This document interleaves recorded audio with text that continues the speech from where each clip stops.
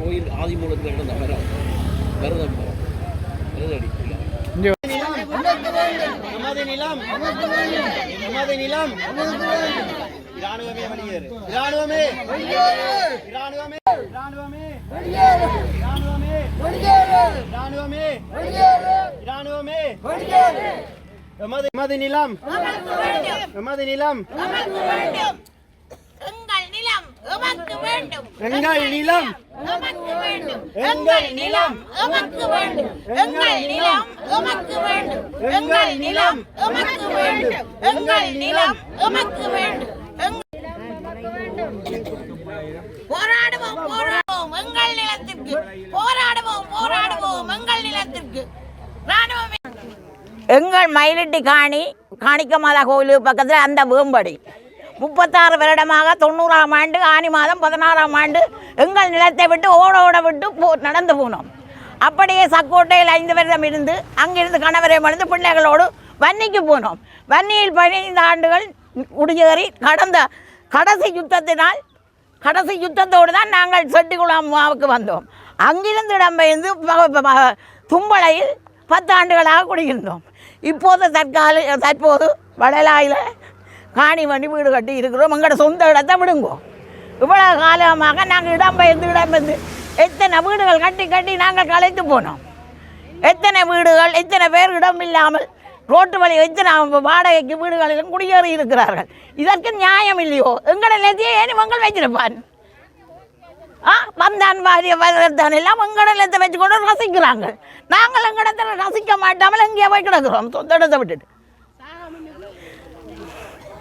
இதற்கொண்டு முடிவேனா எங்களோட காணியை நாங்கள் பிச்சு போட்டு போய் இருக்க போகிறோம். எங்களோட துணைவு இருக்கு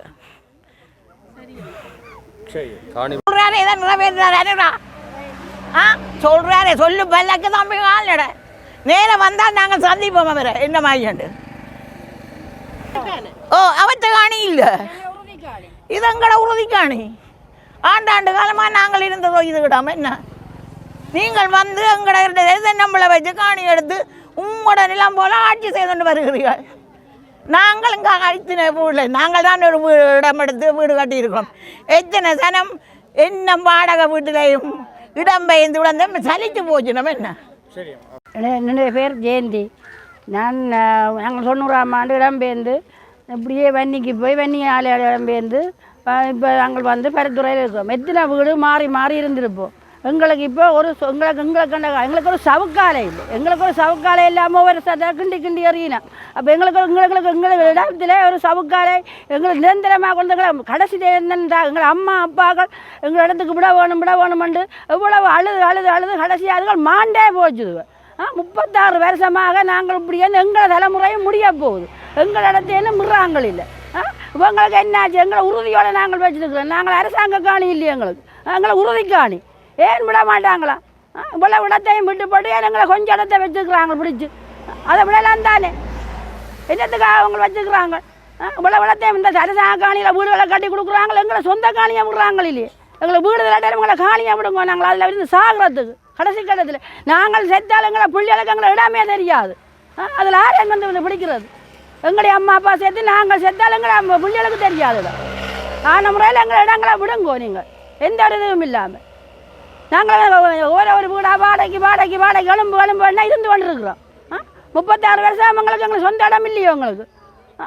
எங்களை சொந்த காணி எங்களுக்கு எழுதி 2 வருஷம் இருங்கோ, 2 எழுதித்தாங்கோ, 1 எலும்பு, அதால் அடுத்த வருஷம் எலும்பு.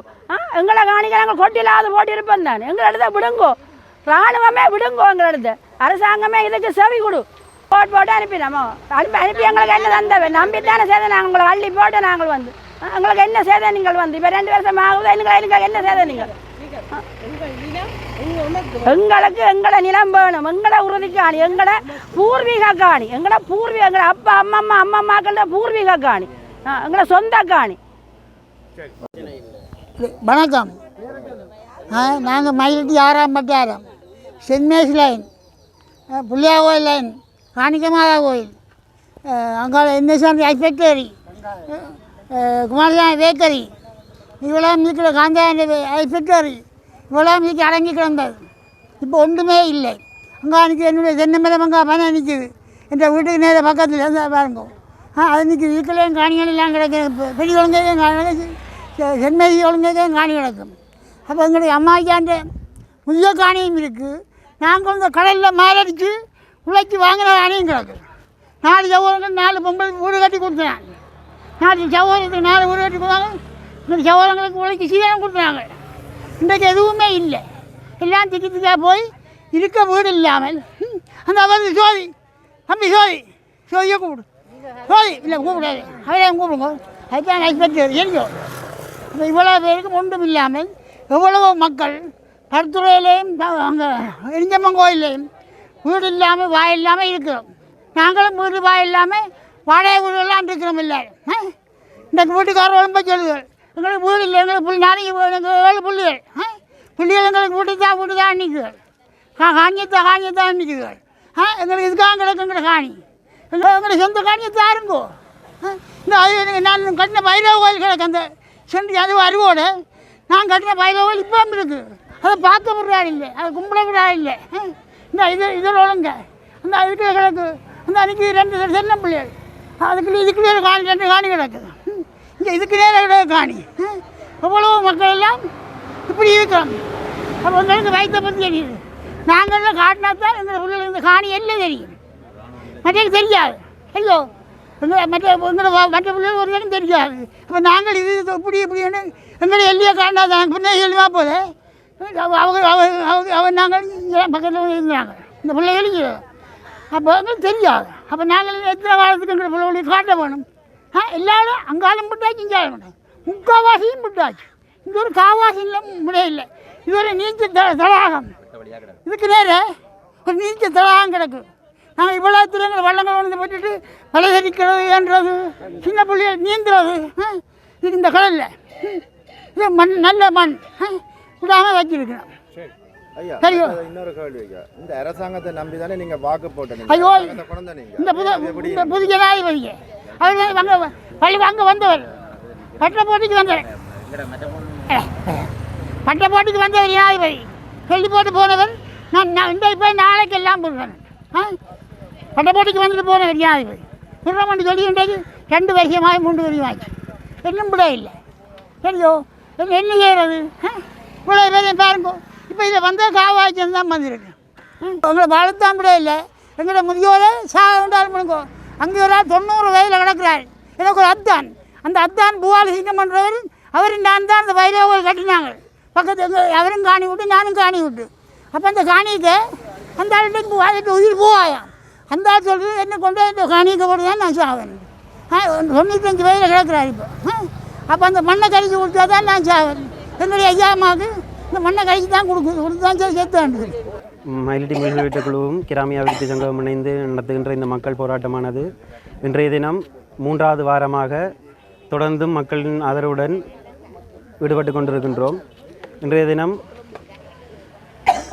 ஒரு சில விஷயங்களை பகிர்ந்து கொள்ள முன் வந்திருக்கிறோம். அதில் பிரதானமான ஒரு விஷயம், நாங்கள் இந்த போராட்டமானது எந்த ஒரு அரசியல் கட்சியின் ஒத்துழைப்போ ஆதரவோ இல்லாமல் தனிமனே மக்களின் ஒரு காணி பிரச்சனைக்காக மக்கள் மேற்கொள்கின்ற ஒரு போராட்டம் என்பதை அனைத்து தரப்பினருக்கும் அறிய தருகின்றோம்.